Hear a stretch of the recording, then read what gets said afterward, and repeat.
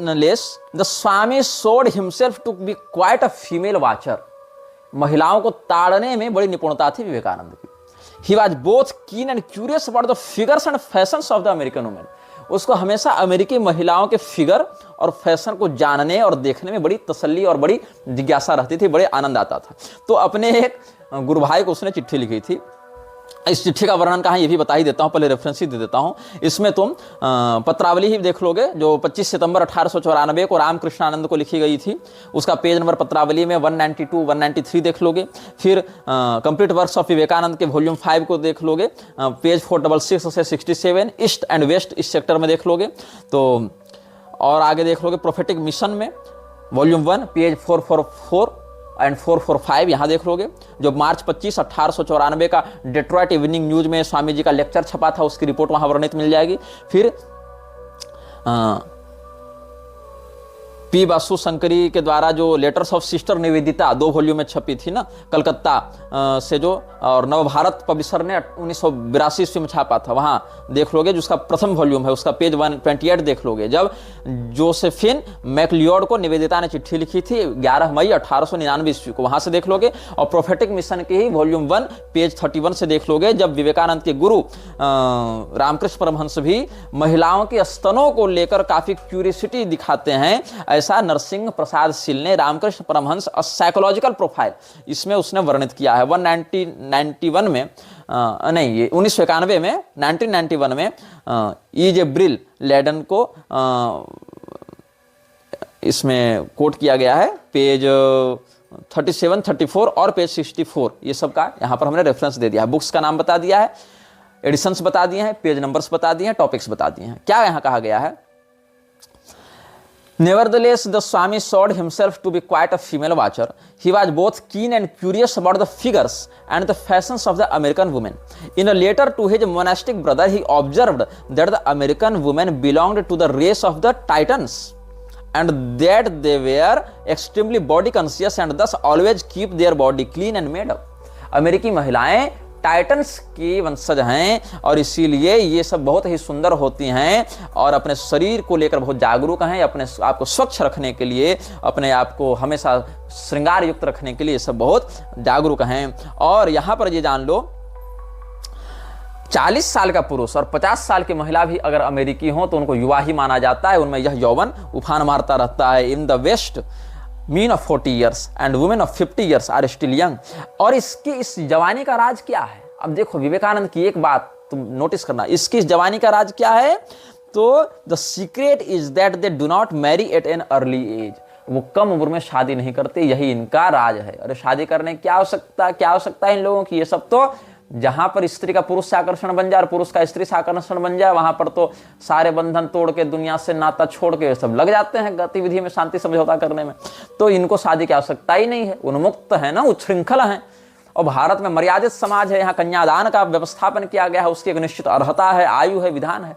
तो इसने क्या कह दिया कि चूंकि ये कम उम्र में शादी नहीं करती इसलिए लंबे समय तक जवान बनी रहती हैं ये महिलाएं और इनकी सुंदरता दिन प्रतिदिन निखरती रहती है.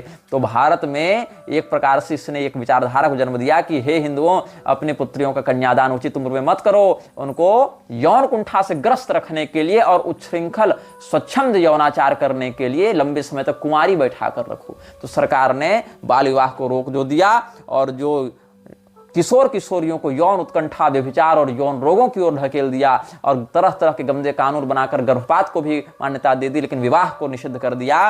तो पूरे देश को जो वेश्यालय बनाने की योजना चल रही है, ये फीमेल वाचर जो अमेरिकन वुमेन का फिगर देख रहा था, इसने भी इस बात को सपोर्ट किया कि कम उम्र में विवाह नहीं होना चाहिए, अमेरिकी महिलाओं के अनुसार चलना चाहिए, बाद में विवाह करना चाहिए.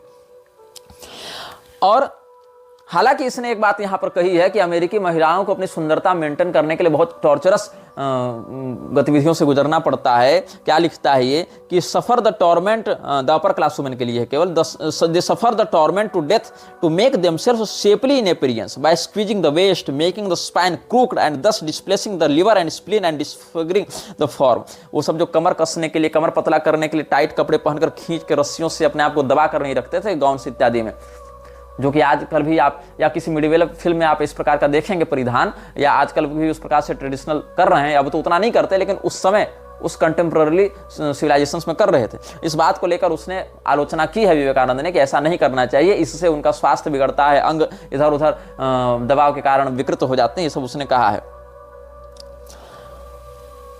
और इसने ये कहा कि जो ब्रिटिश महिलाएं हैं और जर्मन महिलाएं हैं उनमें इतना फैशन सेंस नहीं है। अमेरिकी महिलाओं की तो बड़ी प्रशंसा की, लेकिन अब किस किस देश की महिला क्या पहन रही है इस पर बड़ा ध्यान देता था। तो अमेरिकी महिलाओं को खूब प्रशंसा की, लेकिन कहा कि as a matter of fact the dress of the English and the German women is not good because they do not generally follow the Paris fashion. Paris fashion को फॉलो करो, फ्रेंच फैशन को follow करो, तब सुंदर लगोगे। अमेरिकी fashion तो बढ़िया है और फ्रेंच फैशन भी बड़ा बढ़िया है। तो इंग्लिश और जर्मन महिलाओं को चाहिए, ब्रिटेन और जर्मनी की नागरिक महिलाओं को चाहिए कि वो पेरिस फैशन फॉलो करें, जो कि वो नहीं कर रही हैं, इसीलिए उतनी सुंदर नहीं लग रही हैं। और वेस्टर्न वुमेन नृत्य करती हैं कैसे, अपने शरीर के ऊपरी भाग को, अपने कंधों को और अपने चेहरे को एक्सपोज करते हुए नृत्य करती हैं। और डेट्रॉइट में ये सब छपा था, डेट्रॉइट पत्रिका में, कि अगर भारत की महिलाओं को अगर ऐसा करने कहा जाए कि तुम अपने शरीर को आधा एक्सपोज करके और जवान लड़कों के सामने ऐसे नाचो, तो वो लोग तो मर जाना पसंद करेंगे। The girls of India would die if they, like American girls, were obliged to expose half their bodies to the vulgar gaze of young men. अब लेकिन विवेकानंद को अमेरिकी महिलाओं के ऐसे अधनंगे नृत्य से कोई आपत्ति नहीं थी। He was not slightly offended by this. हाँ, उसको ये अवश्य था बोध कि हिंदू महिलाओं को भारत में अगर इस प्रकार से अधनंगा नृत्य करने के लिए पुरुषों के सामने कहा जाए तो शर्म से मर जाना पसंद करेंगे। लेकिन अमेरिकी महिलाएं तो उन्मुक्त स्वच्छंद नृत्य करती हैं, और लेकिन इस बात से विवेकानंद को कोई समस्या नहीं थी। The girls of India would die if they like American girls were obliged to expose half their bodies to the vulgar gaze of young women. He did not seem to be particularly upset or offended by the exposure of the American women, for we have his preference for female curves, which he made explicit to Nivedita by confessing that fat, plump spinsters were good, but thin never. मतलब अमेरिकी महिलाओं के नितंब कैसे हों, स्तन कैसे हों, कमर का कसाव कितना होना चाहिए कि उनका वो फिगर मेंटेन रहे, इस विषय में सिस्टर निवेदिता के साथ बैठकर वो डिस्कस करता था। इससे क्या सिद्ध होता है कि उसको इन विषयों में रुचि थी, और डिस्कस करते हुए वो भी सिस्टर निवेदिता के साथ। और सिस्टर निवेदिता ने कई बार विवेकानंद के प्रति अपने आकर्षण और प्रेम को व्यक्त किया है। निवेदिता के लेटर्स को तुम पढ़ो, निवेदिता के साहित्य को पढ़ो, उसने कई बार सार्वजनिक रूप से विवेकानंद के प्रति अपने आकर्षण और प्रेम और अपनी ब्लेसिंग्स को अभिव्यक्त किया है। और कई अमेरिकी महिलाओं ने भी ऐसा व्यक्त किया है, लेकिन कथित रूप से विवेकानंद ने कहा कि हम ब्रह्मचारी हैं, सन्यासी हैं, इसलिए हम ऐसा नहीं कर सकते। और क्या हुआ, हालांकि विवेकानंद ने यह भी कहा था कि पहले इन लोगों की स्थिति इतनी अच्छी नहीं थी, ये लोग सड़े गले दबे कुचले एकदम आदिमानव जैसे रहते थे, इनके शरीर पर कीड़े रेंगते रहते थे, ये सब कहा है ना। Just little while ago an instance of their savagery being the fact that the vermin crawled on the ladies bodies, ये सब इसने कहा है। तो हमने आपको पुस्तकों का रेफरेंस देकर इसके विषय में बताया। विवेकानंद ने जहां पर निवेदिता के समक्ष अमेरिकन महिलाओं के फैशन पर चर्चा की है, इसका रेफरेंस मैं कहां से दे रहा हूं, प्रोफेटिक मिशन वॉल्यूम 1 पेज 31 से। वहां पर तुम देखना कि in fact he claimed to possess a knowledge of the intimate garments of the English women in the middle ages in an informal gathering at the home of the Harvard professor John Henry Wright. Vivekananda declared that the English were savages just a little while ago, an instance of their savagery being the fact that the vermin crawled on the ladies' bodies। ये सब विवेकानंद के विषय में हमने बताया। अब विवेकानंद के योगाभ्यास पर चर्चा करते हैं। इन सब योगाभ्यास से संबंधित विषयों का संदर्भ कहाँ से है, तो पत्रावली पढ़ना पेज 536, जो विवेकानंदाज लेटर टू प्रमददास मित्रा 3 मार्च 1890 को लिखा गया था। और विवेकानंद के लाइफ पर जो वॉल्यूम 2 है पेज 463 वहाँ से। और महेंद्रनाथ दत्त ने जो लिखी थी लंदने स्वामी विवेकानंदा, बंगाली में लिखी थी लंदन में स्वामी विवेकानंद, वो 3 वॉल्यूम में छपी है। वो कलकत्ता के महेंद्रनाथ पब्लिशिंग कमेटी ने छापा है। और Vivekananda letter to Sister Nivedita 2 March 1898 वहाँ से देख लेना। और the life of Vivekananda and the universal gospel यहाँ से मिल जाएगा। साथ ही श्रीमद विवेकानंद स्वामीजीर जीवनैर घटनावली, ये बंगाली में छपी थी, महेंद्रनाथ दत्त ने छापी थी, 3 वॉल्यूम में ये भी है। महेंद्र पब्लिशिंग कमेटी ने ही इसको भी छापा है। यहाँ से इन सब बातों का वर्णन मिल जाएगा। क्या वर्णन है ये समझ लो, सार बात बता देता हूँ विवेकानंद कभी भी फिजिकल एक्सरसाइज पर ध्यान नहीं देता था सिस्टमेटिक रूप से या रेगुलर रूप से, कॉलेज लाइफ में भी, और न उसकी इन विषयों में रुचि थी विवेकानंद की। प्रारंभ से ही ऐसी कोई रुचि उसमें नहीं थी। हालांकि विवेकानंद दूसरे को खूब उपदेश देता था, गीता क्या पढ़ने में लगे हो, जाकर शरीर को स्वस्थ बनाओ, जाकर फुटबॉल खेलो, गीता उतना मत पढ़ो, कोई फायदा नहीं ये सब पढ़ के, ये विवेकानंद जरूर कह देता था। तो विवेकानंद दूसरों को शारीरिक रूप से दृढ़ स्वस्थ एकदम पहलवान होने का उपदेश देता था ताकि भारत को आजाद कराया जा सके। अब दृढ़ स्वस्थ पहलवान होने के लिए मांसाहार करने के लिए कहता था, और इतना ही नहीं, खुद स्वयं मांसाहार तो कर लेता था लेकिन एक्सरसाइज नहीं करता था। अब क्या हुआ, पवहारी बाबा का हमने पिछले अनुभाग में वर्णन किया था। पवहारी बाबा जो गाजीपुर के थे, उसके समनिधि में जब ये आया तो पवहारी बाबा ने कहा कि ठीक है, हम तुमको सिखाएंगे ये सब विद्याएं। जब गुरु बनाने नहीं गया था, रामकृष्ण परमहंस के देहावसान के बाद ये सब बातें हुई हैं, तो जब गुरु बनाने गया था तो पवहारी बाबा ने कहा अच्छा चलो ठीक है, हम तुमको अपना चेला बनाएंगे, तुमको हम ये सब विद्याएं सिखाएंगे। तो जब कठोर हठ योग उसको कराया जाने लगा तो इसको समझ में आ गया कि हम नहीं कर पाएंगे। तो एक बार वेदांत के विषय में कोई चर्चा पवहारी बाबा ने की थी विवेकानंद से, तो इसने भागते हुए वहां से क्या एक्सक्यूज बनाया कि आप हमारे गुरु हैं, आपको हम कैसे उपदेश दे सकते हैं, आप इतने वृद्ध हैं और हम आपको वेदांत सिखाएंगे पढ़ाएंगे तो आपको लज्जा का अनुभव होगा ना कि छोटा व्यक्ति हमको कितना कैसे पढ़ा रहा है, इसलिए आपको एम्बेरसमेंट से बचाने के लिए हम यहाँ से जा रहे हैं, ऐसा इसने कह दिया। और बोले दीक्षा, तो बोले दीक्षा नहीं, हमारे गुरुजी सपने में रोते हुए उदास भाव में हमको दिखे थे, इसलिए अब हम आपसे दीक्षा भी नहीं लेंगे। अब बताओ इसका क्या है। He in fact never did any physical exercise either systematically or regularly since his college days, nor was he inclined to it. He gave up the idea of learning Hatha Yoga from the Pavhari Baba of Gazipur when he found out the sheer difficulty of conditioning the body through a disciplined regimen and exercise. He made up a fantastic excuse that he had to leave in order to save the Baba from embarrassment because the vulnerable old man has requested Vivekananda to teach him Vedanta. Acha. Even when the Swami was advised by physicians to do regular exercise to counter his advanced diabetic condition, he was lukewarm about it, even indifferent to it. जब विवेकानंद को बीमारी की अवस्था में भी doctors ने कहा कि अच्छा चलो थोड़ा बहुत एक्सरसाइज कर लो, शरीर ठीक रहेगा, संतुलित रहेगा, तब बोला अच्छा ठीक है करेंगे, आज करेंगे, कल करेंगे, नहीं किया। Even his life style and food habits were anything but healthy, he was an over eater and a chain smoker. He probably inherited his diabetes and weak heart condition from his family and suffered from the attacks of both diseases quite early in life. Additionally, he suffered from dyspepsia or diarrhea, liver complications, gallstones, lumbago, and toward the later part of his life from asthma. गांजा फूक फूक कर स्वयं को दमा का मरीज बना लिया विवेकानंद ने, मांस खा खा कर स्वयं को डायरिया और लिवर फेल का मरीज बना लिया, इसने किडनी प्रॉब्लम्स वाला भी कर लिया, लेकिन एक्सरसाइज नहीं किया. हठयोग जो गुरु सिखा रहा था उस गुरु से भी यह कह के भाग गया, बाद में लोगों को कह दिया कि ये गुरु हमसे वेदांत पढ़ना चाहते थे तो हम इनको वेदांत पढ़ाते तो इनको लज्जा होती ना, इनको एम्बेरसमेंट होता, इसलिए हम यहाँ से चले गए. अच्छा भैया, तो इनको एम्बेरसमेंट बचाने के लिए तुम इन्हीं से दीक्षा ले लेते कि हम ही आपके चेला गुरुदेव.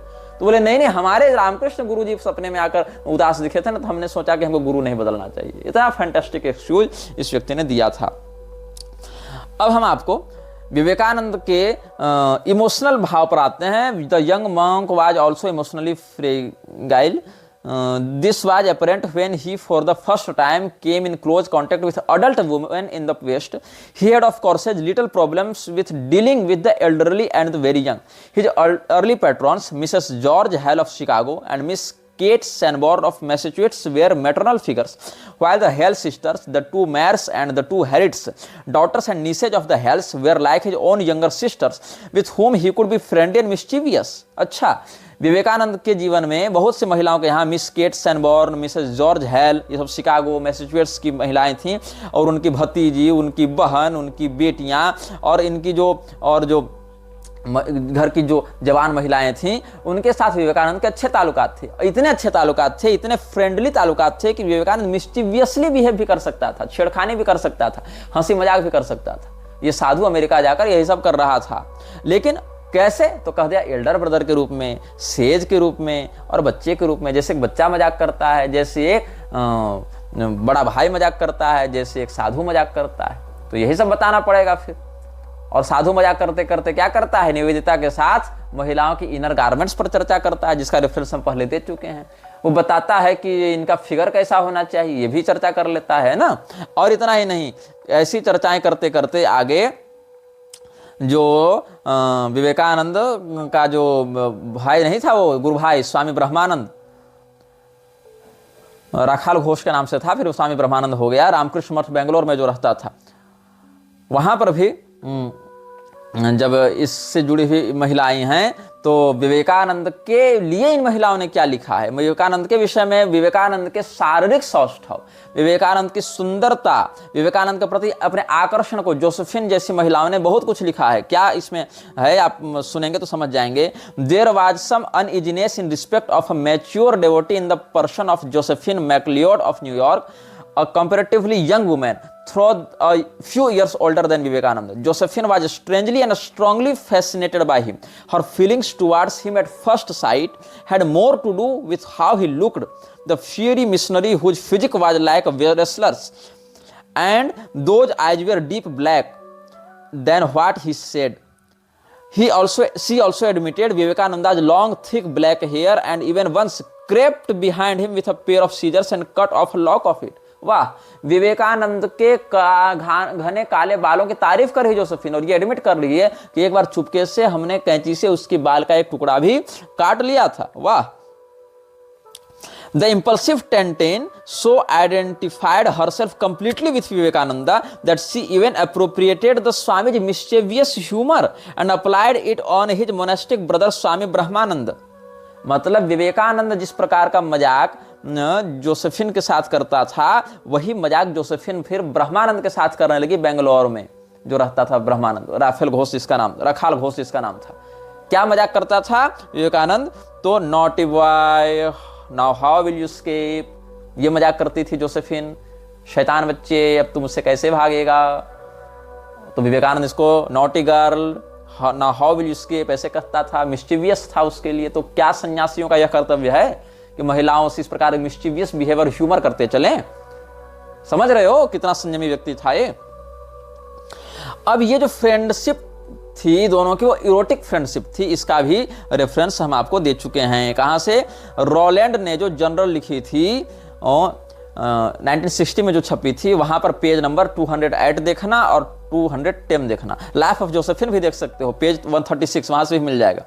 और रामकृष्ण परमहंस पर जो इसका रिसर्च है नरसिंह प्रसाद सील का, उसमें पेज 32 देखना। विवेकानंद ने जो चिट्ठी लिखी है हेल सिस्टर्स को जुलाई 26, 1894 को, वहां से भी देख सकते हो।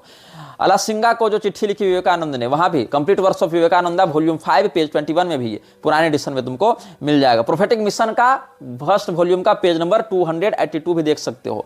और प्रबुद्ध प्राण परिव्राजक ने जो पुस्तक लिखी है the life of Josephine MacLeod, friend of Swami Vivekananda, ये श्री शारदा मठ दक्षिणेश्वर से छपी थी 1990 ईस्वी में। उसके पेज देखना 217 को। और एक पुस्तक है reminiscences of miss McLeod, Josephine McLeod का रेमिनिसेंसेज ऑफ मिस मैकलियोड जो है वहां से, और रेमिनिसेंसेज ऑफ विवेकानंद पेज 228 में, वहां से तुमको ये सारे प्रमाण मिल जाएंगे जो हम बातें बता रहे हैं। बात तो हम सार में बता दे रहे हैं, लेकिन इन बातों का विस्तार तुमको इन पुस्तकों से प्राप्त हो जाएगा। तो इनका हमने तुमको रेफरेंस भी दे दिया। कमेंट में पूछते रहते हो ना कि रेफरेंस कहाँ है, तो फर्जी बात बता रहे हो, ऐसा आरोप लगाते हो। तो पुस्तक का नाम बता दिया, लेखक का नाम बता दिया, पेज नंबर बता दिया, प्रकाशक का भी नाम बता दिया, कहां से छपी, कब छपी, किसने लिखी, कौन से पेज में, ये सब बातें मिलेंगी, सब बता दिया तुमको। तुमको अगर फुर्सत हो तो जाकर शोध करना, नहीं कर सकते हो तो हमारी बात का विश्वास करना। सस्ते में छूटना चाहते हो तो बात का विश्वास करना, नहीं तो फिर रेफरेंस चेक करने के बाद फिर वहां से मेरी बात का विश्वास करना। ठीक है। अब क्या हुआ इधर, स्वामी जी's relations with Josephine were marked by a mixture of platonic affection and harmless erotic friendliness, although from her standpoint his physical appearance loomed larger than his spiritual or intellectual qualities। मतलब विवेकानंद बौद्धिक या आध्यात्मिक रूप से जितना आकर्षक था, उससे कहीं आकर्षक वह शारीरिक रूप से था, ऐसा वर्णन किया गया है। और इसीलिए एक हार्मलेस इरोटिक फ्रेंडशिप हमने की है विवेकानंद से, ऐसा उसने कहा था। और recalling his lecture on the Bhagavad Gita sometime in 1895 he wrote, सी कौन, जोसेफिन रोट, क्या लिखती है, I saw with these very eyes Krishna himself was standing there and preaching the Gita. That was my first wonderful vision. I stared and stared. ये मोहित थे विवेकानंद के प्रति, और विवेकानंद भी इसको प्रोत्साहित करने के लिए इरोटिक मिस्चीवियस बिहेवियर करते रहता था, naughty girl now how will you escape करते रहता था। और इतना ही नहीं, ये स्वीकार करती है Roland perhaps rightly observed that she had little concern for the God of Vivekananda, but was very intimate with Vivekananda, looking after him and entertaining him, and she never tires of pointing out his beauty, his charm, and the power of attraction which was radiating from him. तो जो erotic friendliness था, harmless था, लेकिन और जो intimate थी विवेकानंद के प्रति, इन सभी शब्दों पर, इन सभी वर्णनों पर तुम गौर करना कि कितनी बातों को हम लोगों से छिपाया गया है, कितनी बातों को हम लोगों से दूर रखा गया है। और इतना ही नहीं, इसको क्या बताया गया बाद में, जब ये सब बातें सामने आने लगी तो कहें ये तो एक मधुर भाव है। जैसे रामकृष्ण परमहंस के अपने पुरुष अनुयायियों से मधुर भाव थे, वैसे हमारे भी मधुर भाव इन स्त्रियों से हैं, ऐसा कहा गया है। In one sense, Vivekananda's relations with his women devotees and admirers could be characterized as a madhur bhav, a kind of divine love, having all the qualities of erotic, except the carnal, which could also describe his mentor Ramakrishna's relations with his young male devotees.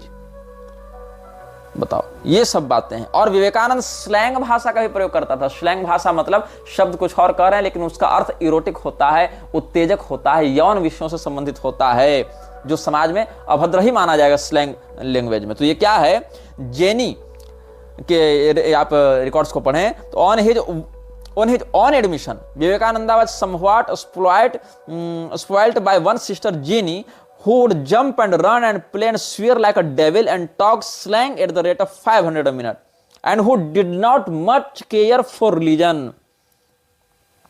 ये सब बातें हैं।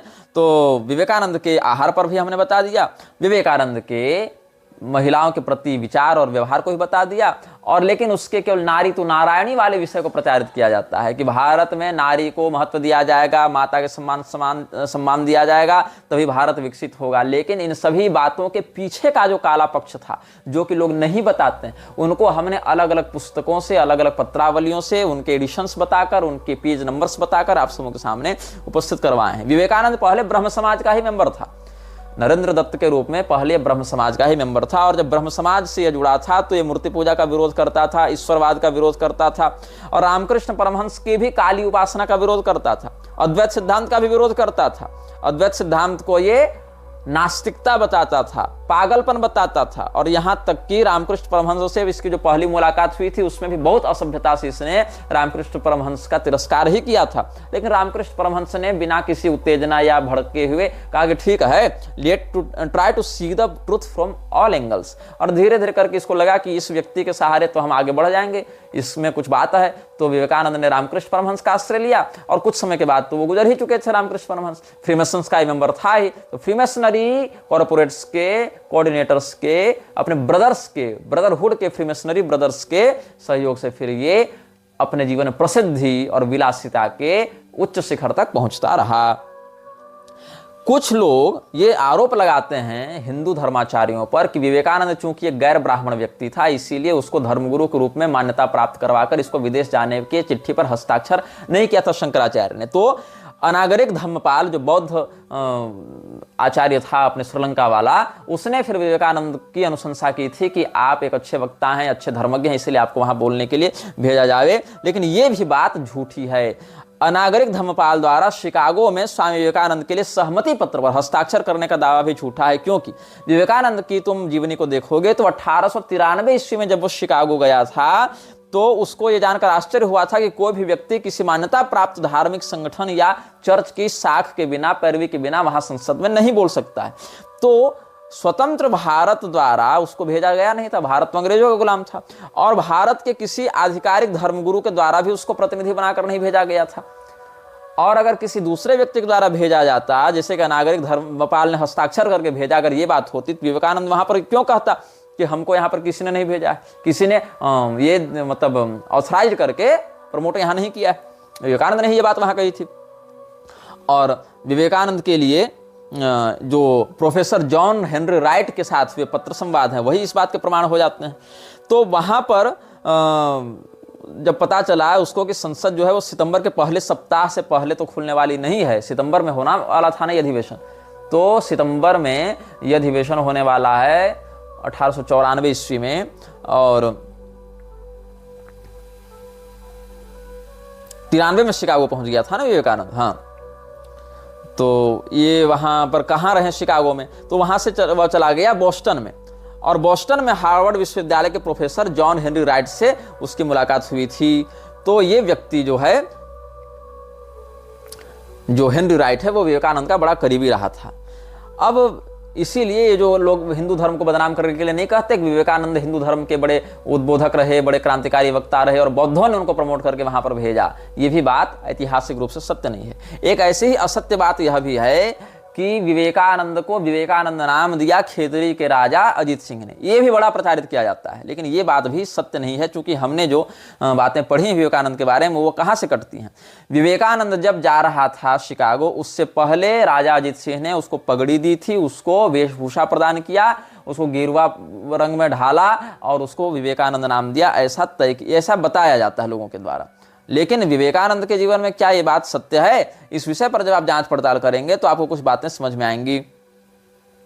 क्या बातें समझ में आएंगी कि विवेकानंद ने अजीत सिंह के द्वारा कथित रूप से विवेकानंद नाम दिए जाने से पहले भी अपने नाम के आगे विवेकानंद शब्द का प्रयोग पत्रावलियों में किया है। यही बात समझ में आएगी। कैसे समझ में आएगी, तो विवेकानंद का जो नाम पूर्व में नरेंद्र दत्त था, नरेंद्रनाथ दत्त था, इसके बाद यह कहा जाता है कि विवेकानंद ने विविदिशानंद भी अपना नाम रखा था, और उसके बाद अपना नाम उसने सच्चिदानंद भी रखा था, और उसके बाद उसने अपना नाम विवेकानंद रखा था। मतलब नरेंद्रनाथ से विवेकानंद बनने के बीच में 2 बार ही अपना नाम और बदला था। तो 1893 ईस्वी में उसको विवेकानंद का नाम दिया गया था, ऐसा कहा जाता है। इंडियन एक्सप्रेस में एक छपा है आर्टिकल, जिसमें इंडियन एक्सप्रेस में यह आर्टिकल 2020 में छपा था।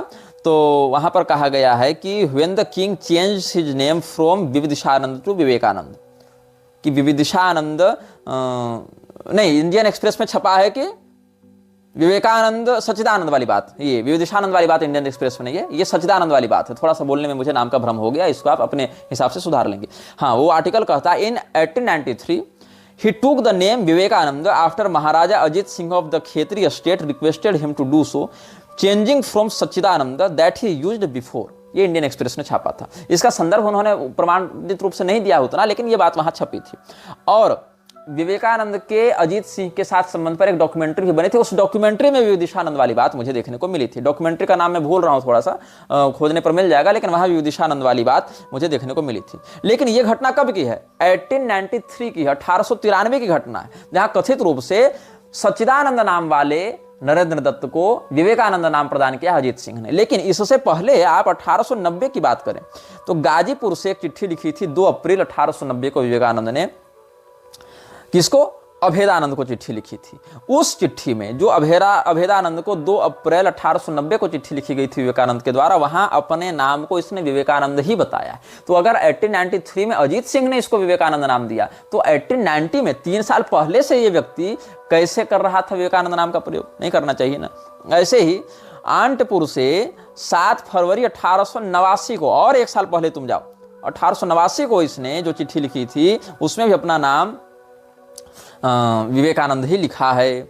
और इन सब बातों का आपको संदर्भ विवेकानंद के बहुत से प्रामाणिक वेबसाइट्स में, विवेकवाणी इत्यादि आप देख सकते हैं। विवेकवाणी में भी ये सब चिट्ठी बंगाली में उपलब्ध हैं, उसके सारे डॉक्यूमेंट्स उपलब्ध हैं। विवेकवाणी.com में ये सब जो चिट्ठियां हैं, उन चिट्ठियों से जुड़ी बातें हैं, ये सब आपको वर्णन मिल जाएगा।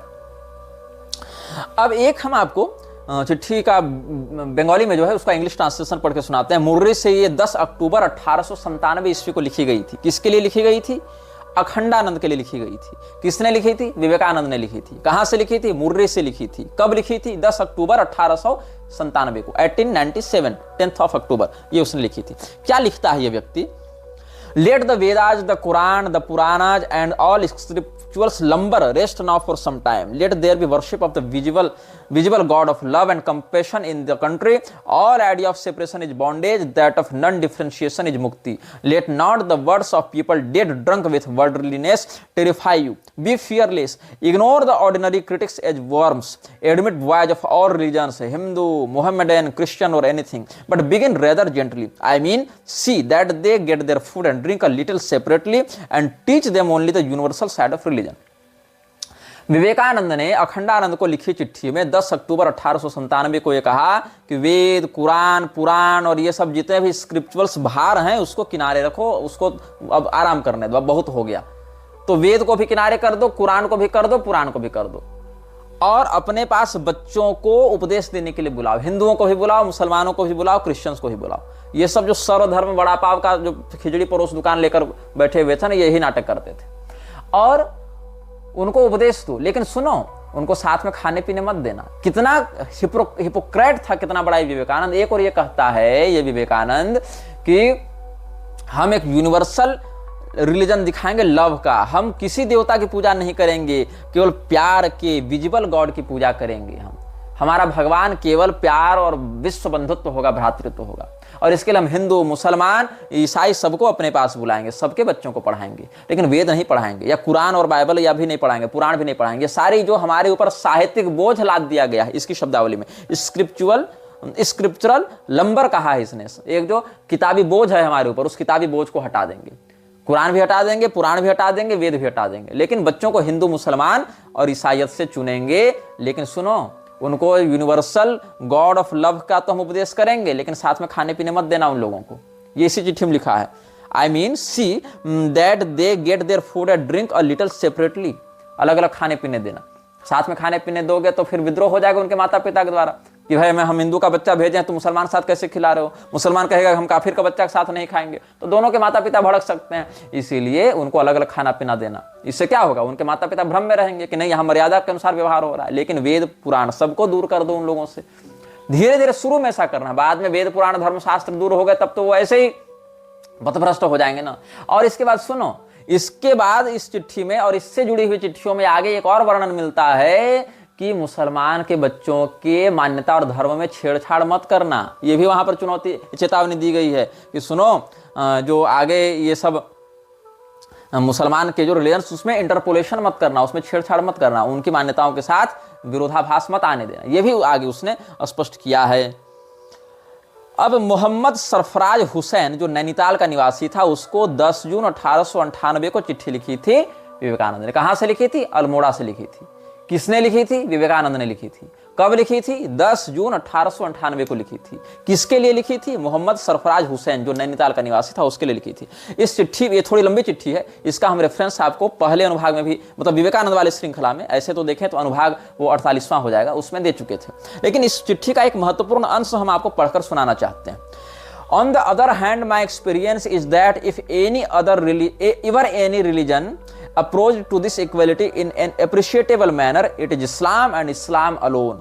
Therefore, I am firmly persuaded that without the help of practical Islam, theories of Vedantism, however fine and wonderful they may be, are entirely valueless to the vast mass of mankind. We want to lead mankind to the place where there is neither the Vedas nor the Bible nor the Quran. Yet this has to be done by harmonizing the Vedas, the Bible and the Quran. Mankind ought to be taught that religions are but the varied expressions of the religion, which is oneness, so that each may choose that path that suits him best. For our own motherland, a junction of the two great systems, Hinduism and Islam, Vedanta brain and Islam body, is the only hope. I see in my mind's eye the future perfect India rising out of this chaos and strife, glorious and invincible, with Vedanta brain and Islam body.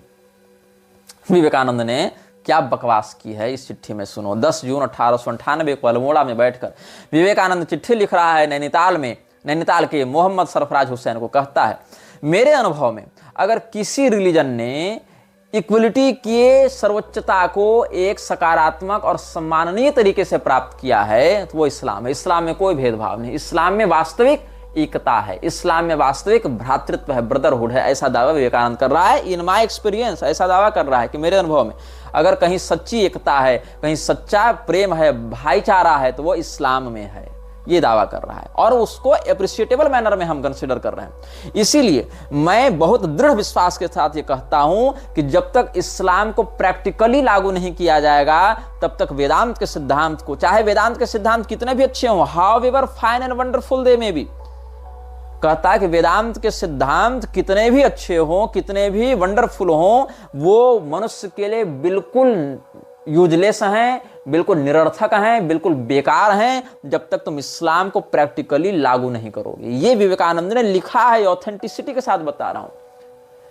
क्या कहता है विवेकानंद कि जब तक इस्लाम को तुम practically लागू नहीं करोगे, उसका तुम सहयोग नहीं प्राप्त करोगे, तब तक वेदांत के नियम चाहे कितने बढ़िया हो, कितने पवित्र हो, कितने अच्छे हो, मानवता के लिए वो निरर्थक है, उनका कोई उपयोग नहीं है। इसीलिए हम एक ऐसे मनुष्यता का पैरोकार करते हैं, हम ऐसे स्थान पर मनुष्यता को ले जाना चाहते हैं जहां पर कोई वेद नहीं हो, जहां पर कोई बाइबल नहीं हो, जहां पर कोई कुरान नहीं हो। आप समझ सकते हैं ना, ये जो बात है ये one world one religion new world order की ही बात है, जो फ्रीमेसन का ये एजेंट विवेकानंद बताता चल रहा है। और यही कारण है कि जो वर्ल्ड पार्लियामेंट, जो वर्ल्ड रिलीजन पार्लियामेंट का जो आयोजक था, उससे भी इसका झगड़ा हो गया था। क्यों हुआ, कैसे हुआ, ये सब बताएंगे। उसी से इसने मांगा था कि हमको गोमांस खिलाओ, बीफ खिलाओ, विवेकानंद ने उससे मांगा था। उसका भी वर्णन आपको हम सप्रमाण बताएंगे। तो इसने क्या कहा कि द रिलीजन हम बनाएंगे, माय रिलीजन योर रिलीजन नहीं, यहां वेद नहीं, कुरान नहीं, पुराण नहीं, बाइबल नहीं, द रिलीजन बनाएंगे और द रिलीजन के अंतर्गत लोगों को लाएंगे और ये बताएंगे कि ये सारे जो हैं ये सब तो सर्वधर्म संभाव वाले हैं। और यही कारण है कि इन धूर्तों ने विवेकानंद की इसी विचारधारा का आश्रय लेते हुए हर्षानंद जैसे लोगों ने कृष्ण यजुर्वेद में नकली उपनिषद बनाकर घुसाने की कुचेष्टा की है, रामकृष्ण परमहंसोपनिषद में, जिसके विषय में इसी श्रृंखला में पहले हम आपको सतर्क कर चुके हैं।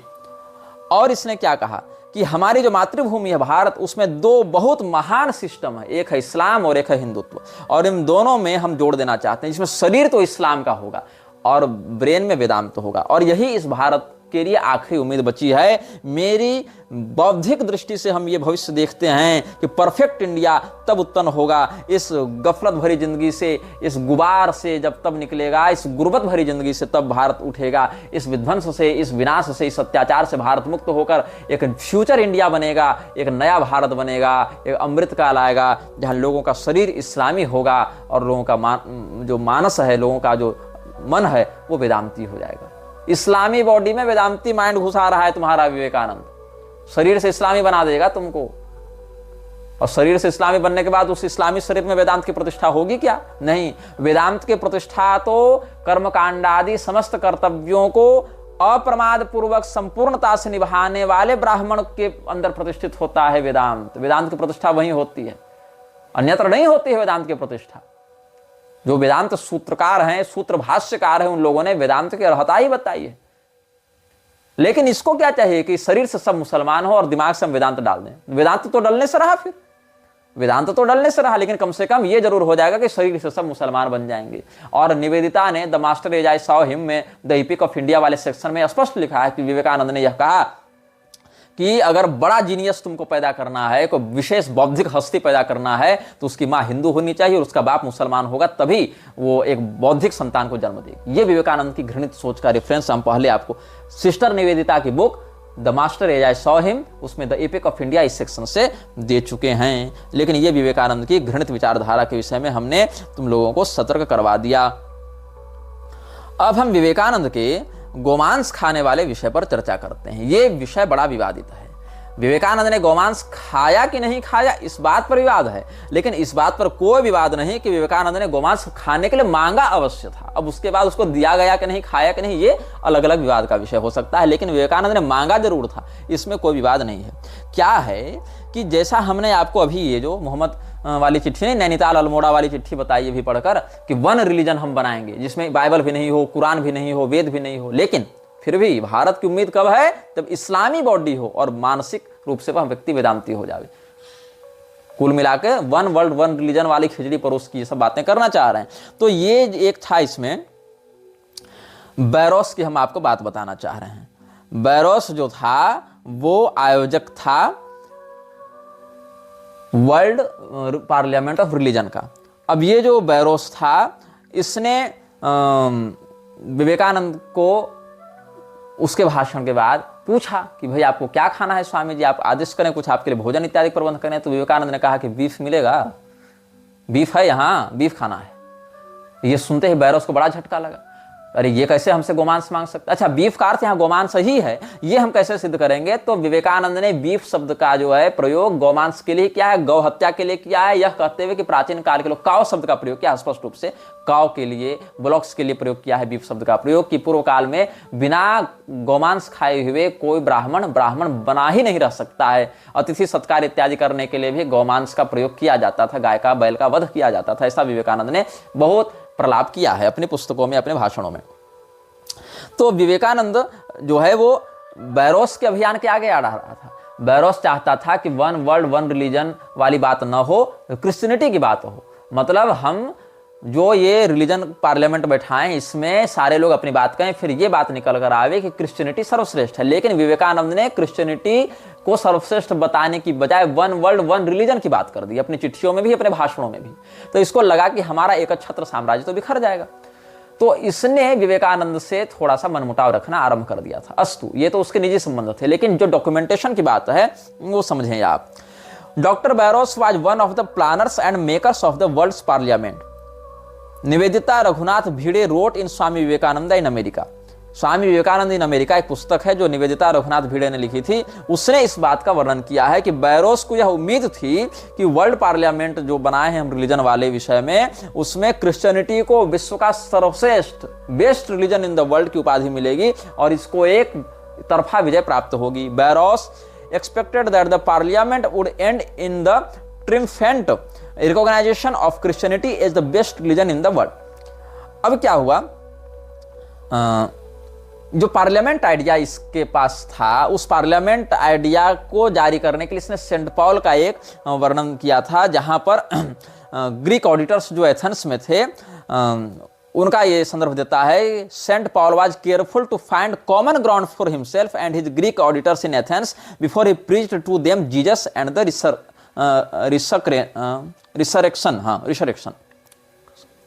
रिसर्क्शन पढ़ सकते हैं इसको, थोड़ा इंग्लिश एसेंट में मुझसे त्रुटि हो गई, अभ्यस्त नहीं हो ना अंग्रेजी भाषा का, इसीलिए। Before he preached to them Jesus and the resurrection. ये जो सेंट पॉल था, ये ईसाईयत का प्रचार करना चाहता था एथेंस इत्यादि में, तो इसको एक कॉमन ग्राउंड चाहिए था वहां पर अपनी बात रखने के लिए। तो बात रखने के लिए तब होगा जब आप एक विश्व बंधुत्व की भावना से जाएंगे, एक विश्व भ्रातृत्व की भावना से जाएंगे। तो उस स्थिति में इसने पहले उनसे हाथ मिलाया, फिर उनको जीसस और उसके पुनरुत्थान की बात बताना प्रारंभ किया। ऐसे ही ये लोग चाहते थे कि हम विश्व धर्म संसद लागू करें और वहां पर हम ईसाईयत को सर्वश्रेष्ठ धर्म के रूप में स्थापित करने में सफल हो जाएं। लेकिन चूंकि फ्रीमेसन्स का सदस्य था कौन, ये विवेकानंद, और विवेकानंद फ्रीमेसन्स का सदस्य 10 साल से था, ये नहीं कि नया नया बना था, 10 साल पहले से था, इस घटना के 10 साल पहले से था।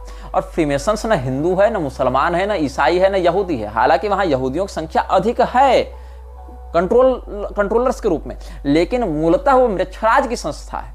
और म्लेच्छराज की संस्था जो है वो चाहती है कि हम केवल म्लेच्छराज की पैशाचिक विचारधारा को आगे बढ़ावें, सैटेनिक रिचुअल्स, डेमोनिक समनिक्स में हम ध्यान दें।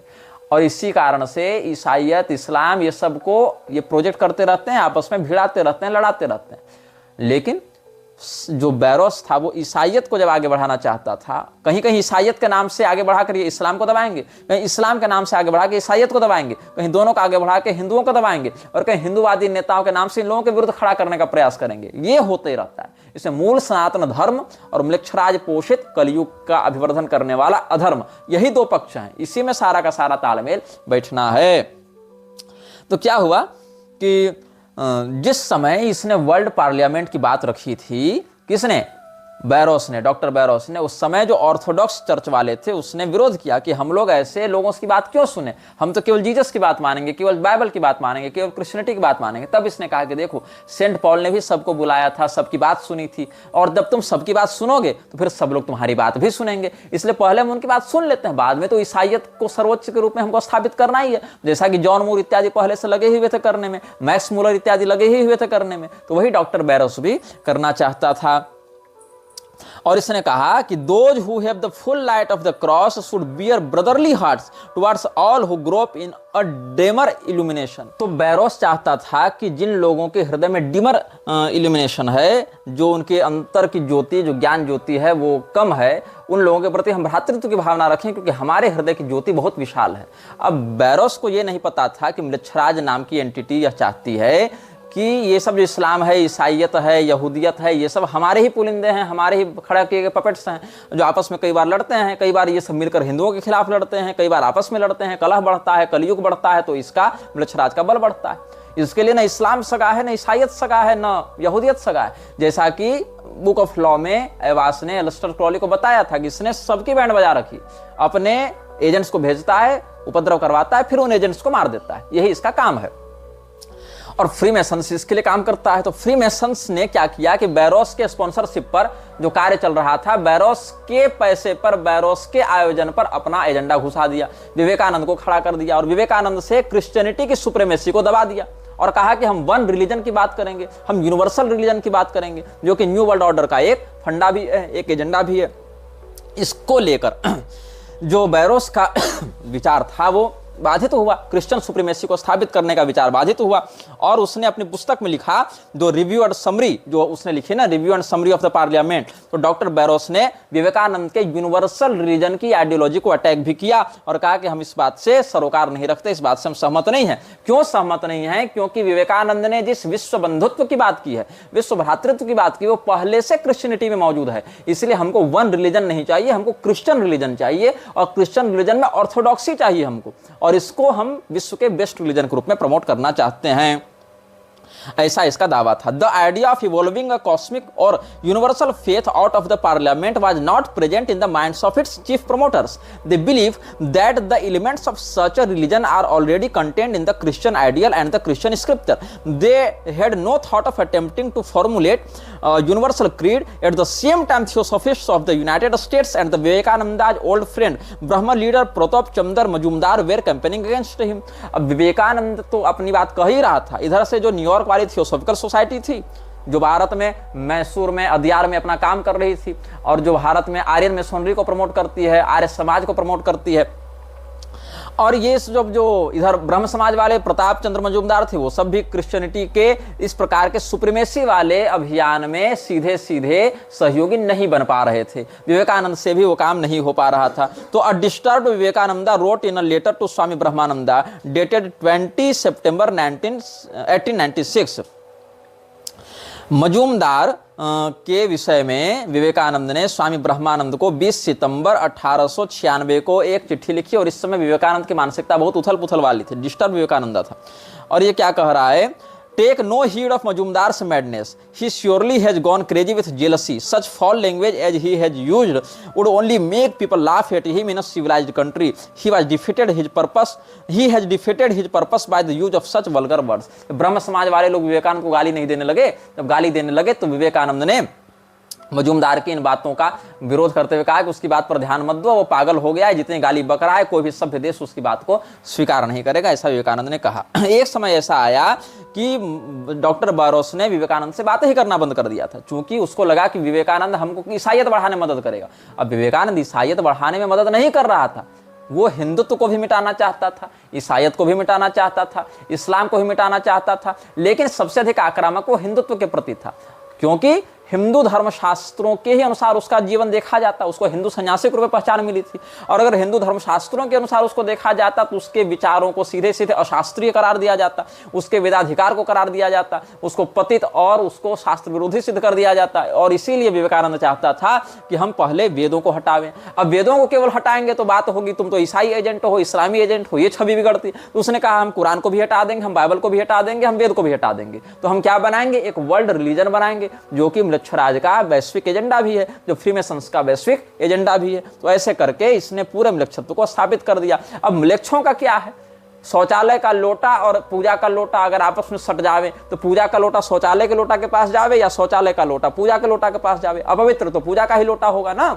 इसीलिए वन वर्ल्ड वन रिलीजन करने पर भी हानि किसकी है? हिंदुओं की हानि है। म्लेच्छ और कितना म्लेच्छ बनेगा, वो तो पहले से म्लेच्छ है। समस्या तो आर्य सनातन धर्मी वैदिक हिंदुओं की है जो म्लेच्छत्व को प्राप्त हो जाएंगे, और म्लेच्छ अब क्या म्लेच्छ बनेगा। दो व्यक्ति हैं, एक स्तर पर लाया जाए, एक पहले से जमीन पर गिरा हुआ है और एक छत पर है, तो हानि तो उसकी होगी ना जब छत वाला व्यक्ति नीचे गिरेगा, जो जमीन वाला है वो तो वहीं रहेगा, भले दोनों को एक बना दो तुम। तो वन वर्ल्ड वन रिलीजन में हानि हिंदुओं की है और किसी की हानि नहीं है। उन लोगों का क्या है, मूसा ने आकर कहा तो यहूदी बन गए, ईसा ने आकर कहा तो ईसाई बन गए। हालांकि ईसा ने ईसाई नहीं बनाया, वो तो स्वयं यहूदी था, लेकिन उसी के नाम पर ईसाई बन गए। पैगंबर आया तो मुसलमान बन गए, लेकिन रहेंगे तो म्लेच्छ ही ना, उस कुएं से बाहर थोड़े निकलेंगे, उछल कूद अलग अलग करते रहेंगे। तो डॉक्टर बैरोस ने अपनी पुस्तक लिखी है क्रिश्चियन कन्क्वेस्ट ऑफ इंडिया, उसमें लिखा है कि मुझे पता था कि कलकत्ता के जवान ब्राह्मण भी ग्रेट पास्टर्न होटल में जाकर मीट इत्यादि खाते रहते हैं, और वो सब काली की घृणित मूर्ति के सामने, इतना इसने शब्दावली का प्रयोग किया है, काली की घृणित मूर्ति के सामने बकरे की बलि देते हैं। और इसीलिए मुझे समझ में नहीं आता कि जो व्यक्ति बकरा मारकर खा सकता है उसको गाय मारकर खाने में भी कोई समस्या नहीं। ऐसा इसने अपना विचार व्यक्त किया। हालांकि छाग बलि अलग है, गोहत्या अलग है, दोनों का बिल्कुल अलग विभाग है, लेकिन इसने जो लिखा वो हम कोट कर रहे हैं। इसीलिए विवेकानंद ने जब इससे गोमांस खाने की मांग की तो इसको पहले आश्चर्य हुआ, बाद में सोचा कि कलकत्ता का है, बंगाल का है, खाता भी होगा, कौन जाने, उधर के लोग तो खाते ही हैं, ऐसा इसने सोच लिया। अब ये जो बैरोस था उसने क्या कहा है, उसी के शब्दों में आप देखें, I knew how common it was in Calcutta for young Brahmins to go to the great Eastern hotel and secretly indulge in a meat dinner, and I knew also that the Hindus are accustomed to kill the goat before the hideous idol of the goddess Kali, and that no rational argument could be offered which would make the goat less sacred than the cow. At the close of the first session of the Parliament of Religions, I invited the Swami Vivekananda and the other Asiatics to go with me to the restaurant in the basement of the art building, and I said to the Swami, what shall I give you to eat? And he answered, Vivekananda answered, give me beef. The simple remark was a thunderbolt out of a clear sky. It changed the aspect of the whole meeting, and there was no further remarks about meat eating. Vivekananda से इसने पूछा, सबके सामने, जितने एशियाई लोग वहां थे सबसे सामने पूछा विवेकानंद से, स्वामी जी क्या तुमको दे खाने के लिए, what shall I give you to eat? Vivekananda ने कहा, गिव मी बीफ। फिर इसको लगा कि खोले आकाश से वज्रपात कहां से हुआ। फिर उसने कहा कि हो सकता है कलकत्ता बंगाल इत्यादि के ब्राह्मण लोग भी जा जाकर मीट खा रहे हैं, ये तो कायस्थ हैं, मांसाहारी हैं, ये खाते भी होंगे। तो इसीलिए ये जो विवेकानंद की बात है उसको फिर नरसिंह प्रसाद सील ने भी ये लिखा है कि Reverend Doctor John Henry Barrows was an American clergy and was the President of the Parliament of the World's Religions 1893. Dr. Barros told that he observed Swami Vivekananda eating beef in the United States. अब उस समय उसने लाकर गोमांस दिया कि नहीं विवेकानंद को, इसका वर्णन तो आगे वहां उस रूप में नहीं मिलता है, लेकिन विवेकानंद को बीफ खाते हुए डॉक्टर बैरोस ने कई बार यूनाइटेड स्टेट्स में देखा। इस बात को उसने वर्णित किया है। अब विवेकानंद ने जो बीफ का डिमांड किया 1893 के 11 सितंबर को शिकागो में भाषण दिया था उसने। 1894 वाला एक कहीं हमसे गलत उच्चारण हो गया है, 1894 को आप सुधार कर 1893 कर लेंगे। बोलने में एक साल का मुझसे पिछले किसी एक मिनट में गलती, ऐसा हमको लग रहा है कि मुझसे 1894 भी उच्चारण हुआ है, लेकिन 1893 होगा, 11 सितंबर 1893। और वो सितंबर के पहले सप्ताह में ही वो खुलना था पार्लियामेंट, उससे पहले तो खुलेगा नहीं, इसीलिए इसको ये सब न्यूयॉर्क इत्यादि में भटक के रहना पड़ा, बोस्टन न्यूयॉर्क इस समय भटकता रहा।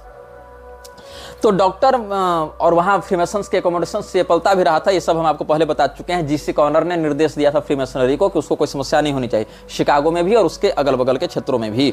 तो Doctor Barrows told that he observed Swami Vivekananda eating beef in the United States. He also told right after the close of the first session of the Parliament of the World's Religion he took Vivekananda and some other participants to a restaurant in the basement of the Art Institute. एक restaurant में जब वो ले गया, उसी Art Institute के basement में, there Vivekananda prefer to eat beef. और ये कहाँ छपा? तो द आउटलुक पत्रिका में 17 जुलाई 1897 ईस्वी में ये सब छपा था। In fact John Barrows reportedly observed that in the United States Vivekananda used to devour beef somewhat ऑब्स्टेंसिवली।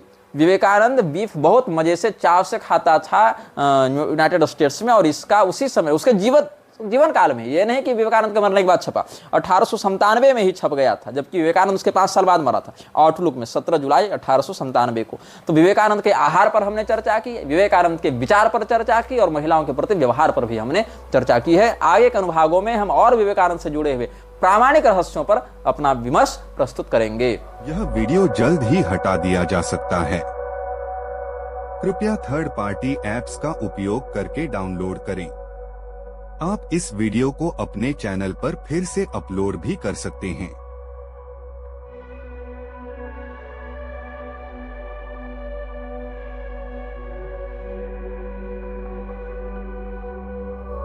This video may get deleted soon. Please download using third-party apps. You may also re-upload this video on your channels. Thank you.